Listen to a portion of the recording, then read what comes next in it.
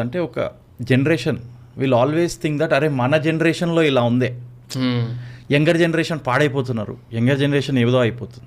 ఇక్కడ ఏం చూడాలంటే ఎవ్రీ జనరేషన్కి గుడ్ అండ్ బ్యాడ్ ఉంటుంది.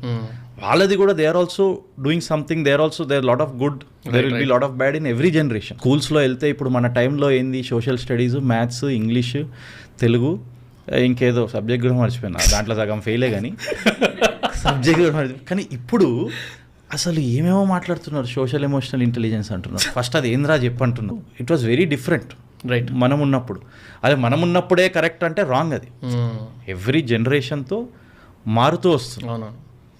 సో ఈ జెన్జీ అనేది is very very different ball game, very different ball game. We have to understand them instead of complaining, లేకపోతే అరే వీళ్ళు ఇట్లా అట్లా పాడైపోయారు అది చెప్పడం బదులు.